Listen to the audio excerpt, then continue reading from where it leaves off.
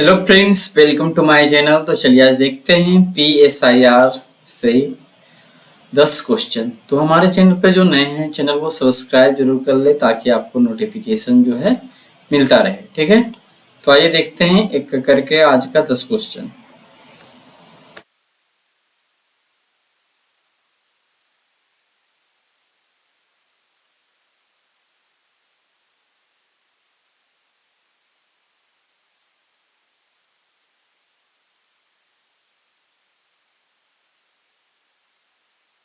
आइए देखते हैं।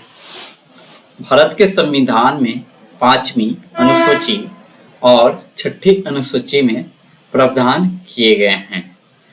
तो क्या प्रावधान किए गए हैं? अनुसूचित जनजातियों के हितों की रक्षा करना, क्या ये होगा? राज्यों की भी सीमाओं का निर्धारण करना, सीधे पंचायतों की शक्तियों, अधिकारों और जिम्मेदारियों को निर्धारित करना, सभी सीमावर्ती राज्यों के हितों की रक्षा करना। आंसर होगा ऑप्शन ए, अनुसूचित जनजातियों के हितों की रक्षा करना। भारत के संविधान की 5वीं अनुसूची और 6ठी अनुसूची दोनों ही अनुसूचित जनजातियों के हितों की रक्षा करने के लिए प्रावधान करता है। अब यहाँ पे 5वीं अनुसूची यह अनुसूची अनुसूचित क्षेत्रों और अनुसूचित जनजातियों के प्रशासन और नियंत्रण से संबंधित है, जो असम, मेघालय, त्रिपुरा और मिजोरम राज्यों को छोड़कर किसी भी राज्य में स्थित है। इसको आप, ये 4 राज्य से रिलेटेड क्वेश्चन आता है तो याद नहीं रहता है। इसको आप क्या याद रख सकते हैं? आमेत्रिमी, पहला अक्षर उठा लीजिए, बोलने में भी ठीक ही लग रहा है। आमेत्रिमी यानी असम, मेघालय, त्रिपुरा और मिजोरम 5वीं अनुसूची में इन राज्यों के अनुसूचित जनजातियों के बारे में प्रावधान है। करैया 6ठी अनुसूची। करैया अनुसूची असम, मेघालय, त्रिपुरा और मिजोरम राज्यों में जनजातीय क्षेत्रों के प्रशासन से संबंधित है। सॉरी, यहाँ पे हमने देखा नहीं, छोड़कर है ना, राज्यों को छोड़कर किसी भी राज्य में स्थित है तो वो 5वीं, लेकिन 6ठी में ये चारों। तो ठीक है, ट्रिक तो यही रहेगा, अमेत्री। आइए देखते हैं, केंद्र सरकार के संदर्भ में निम्नलिखित कथनों पर विचार कीजिए। संसद को प्रस्तुत किए जाने वाले केंद्रीय बजट की तैयारी के लिए राजस्व विभाग जिम्मेदार है। क्या राजस्व विभाग जिम्मेदार है संसद को प्रस्तुत किए जाने वाले केंद्रीय बजट की तैयारी के लिए? तो ये आर्थिक मामलों से संबंधित जो विभाग होता है वो करता है, और आर्थिक मामलों से संबंधित जो विभाग होता है वो वित्त मंत्रालय के अंदर आता है। इस कारण से ये गलत है। ये राजस्व विभाग तो कर, राजस्व ये सब जमा करता है। भारत की संसद से अधिकृत राशि के बिना भारत के समेकित कोष से कोई राशि नहीं निकाली जा सकती है। तो यहाँ पे एक टर्म आया है, समेकित कोष। ठीक है, भारत की संसद से अधिकृत राशि के बिना भारत के समेकित कोष से कोई राशि नहीं निकाला जा सकता है। जहाँ तक होना चाहिए अनुच्छेद 266 के तहत इस बात का वर्णन है। फिर सार्वजनिक खाते से किए गए सभी संवितरणों को भारत की संसद से प्राधिकरण की आवश्यकता है। यहाँ पे एक टर्म है सार्वजनिक खाते। तो सार्वजनिक खाते से निकालने के लिए संसद की मंजूरी कुछ स्थितियों में नहीं होता है। ठीक है, कुछ ऐसे खाते होते हैं जहां से निकालने के लिए सरकार यानी संसद में इसकी बहस की जरूरत नहीं होती है। ठीक है, यहाँ पे लिख दिया आवश्यकता होती है, इस कारण से गलत हो जाएगा। तो सिर्फ केवल 2 सही हो जाएगा। ठीक है, चलिए आगे देखते हैं। वही है कि केंद्रीय बजट की तैयारी के लिए आर्थिक मामलों का विभाग जिम्मेदार होता है, जो वित्त मंत्रालय के अंतर्गत आता है। राजस्व विभाग का काम करों और अन्य राजस्वों का संग्रह करना है। कर भारतीय संविधान के अनुच्छेद 266 के अनुसार भारत की संसद से अधिकृत राशि के बिना भारत के समेकित कोष यानी कंसोलिडेटेड फंड ऑफ इंडिया से कोई राशि नहीं निकाली जा सकती है।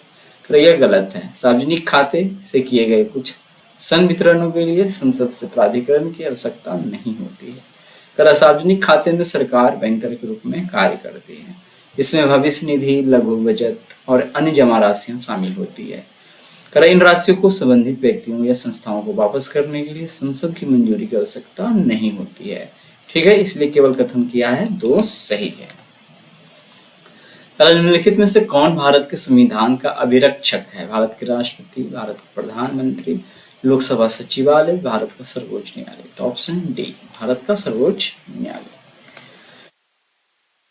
भारत का सर्वोच्च न्यायालय यानी supreme court of India Bharat के संविधान का अभिरक्षक यानी कस्टोडियन है। इसका मतलब है कि सर्वोच्च न्यायालय संविधान की व्याख्या करता है और यह सुनिश्चित करता है कि सरकार के सभी अंग संविधान के अनुसार करे और यह संविधान की रक्षा करता है और इसे लागू करता है, इसलिए विकल्प डी सही है।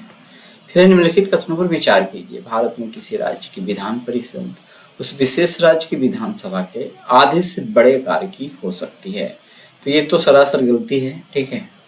नियम क्या होता है, भारत के विधान परिषद जो होता है विधानसभा के 1/3 भाग, ठीक है, यानी 1/3 भाग होना चाहिए। बट एक और कंडीशन है कि 40 से कम नहीं हो सकता है। मान लेते हैं किसी राज्य में विधानसभा का ही आकार छोटा है, उसका 1/3 40 से कम आ रहा है, तो फिर भी 40 तक विधान परिषद को रखना पड़ेगा, ठीक है। तो पहला कथन तो गलत हो जाएगा, ठीक है, यहाँ पे गलत मान लेते हैं इसको। कर किसी राज्य का राज्यपाल उस विशेष राज्य की विधान परिषद के अध्यक्ष को नामित करता है।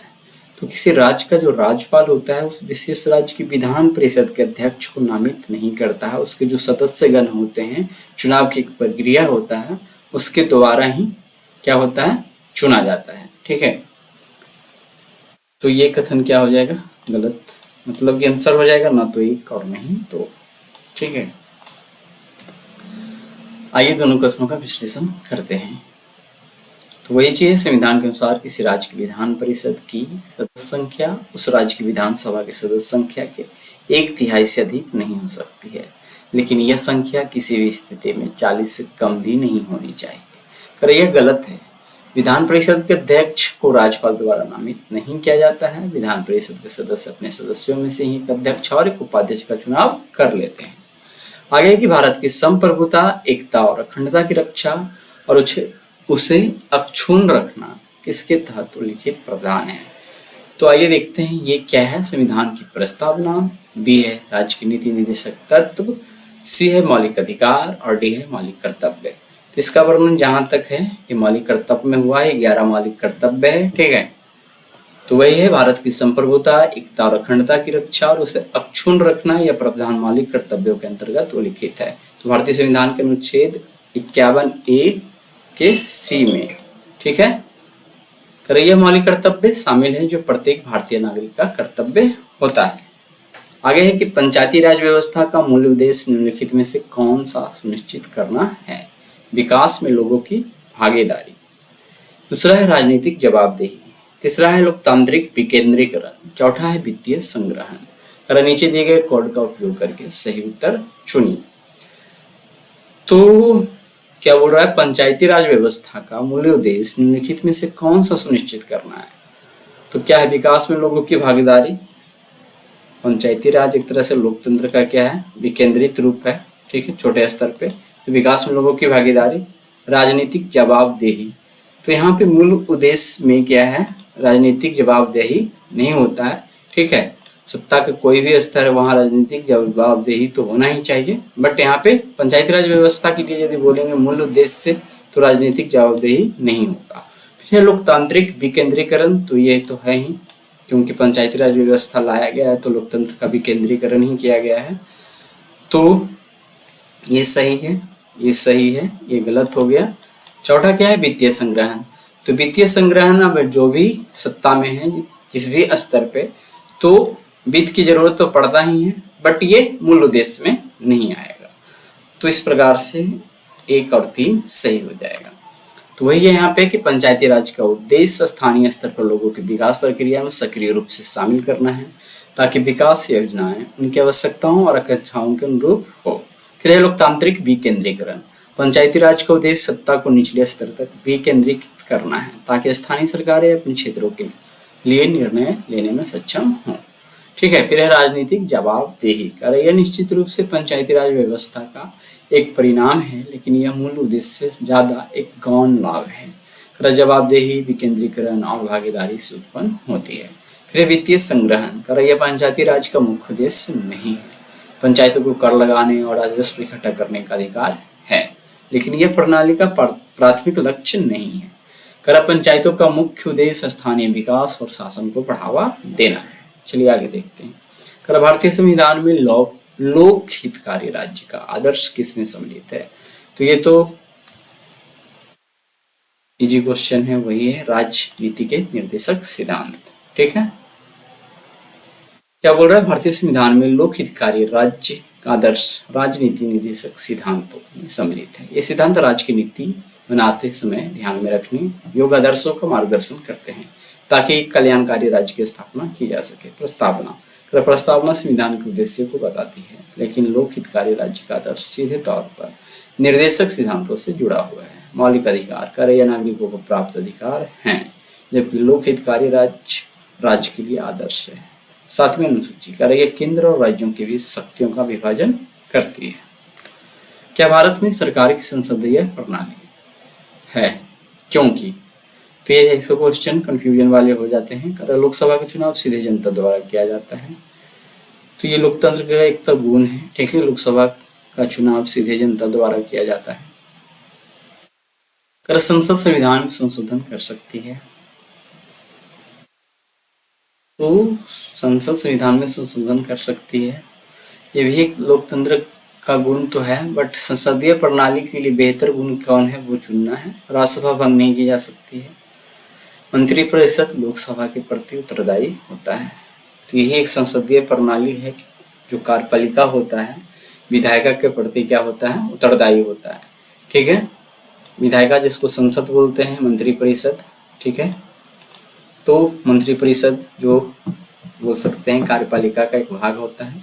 ठीक है, तो मंत्रिपरिषद लोकसभा के प्रति उत्तरदायी होता है, ये ज्यादा सटीक है।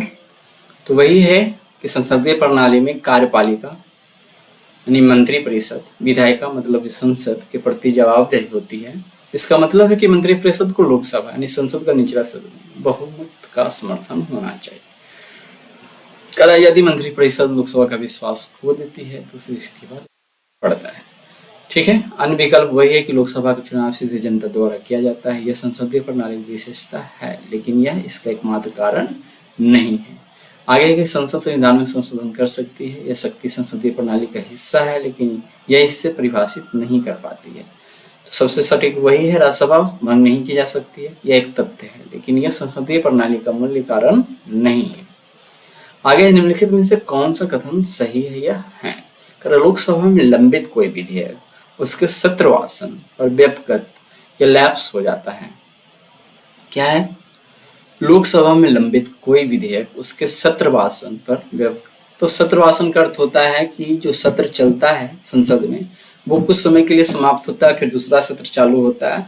तो इस स्थिति में विधेयक जो लंबित है लोकसभा में वो समाप्त नहीं होता है, तो इस कारण से ये क्या होगा, गलत हो जाएगा। राज्यसभा में लंबित कोई विधेयक जो लोकसभा में नहीं पारित किया गया है लोकसभा के विघटन पर व्यपगत नहीं होगा, मतलब लैप्स नहीं होगा, उसकी समाप्ति नहीं होगी। तो ये बात सही है, राज्यसभा में लंबित है विधेयक लेकिन अभी तक लोकसभा में वो आया भी नहीं है।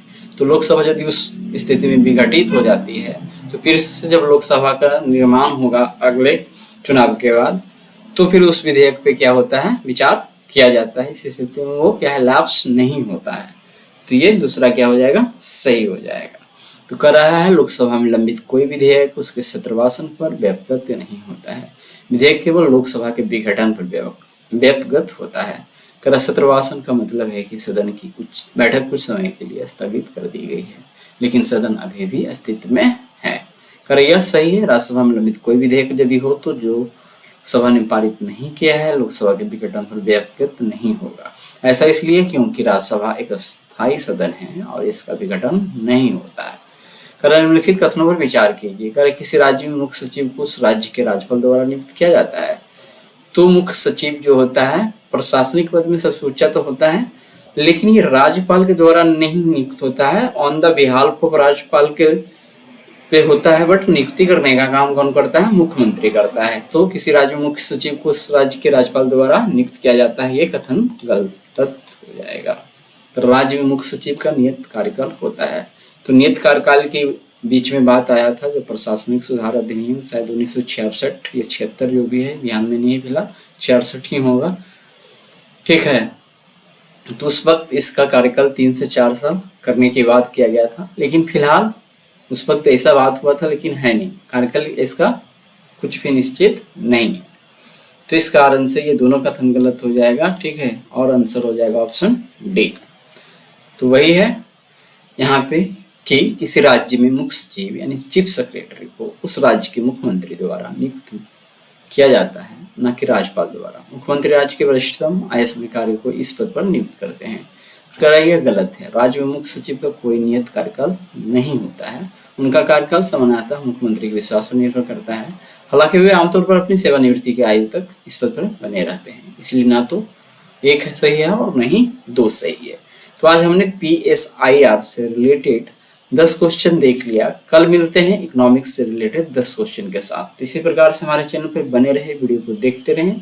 ठीक है, वीडियो अच्छा लगा हो तो चैनल को सब्सक्राइब जरूर कर लें। ठीक है,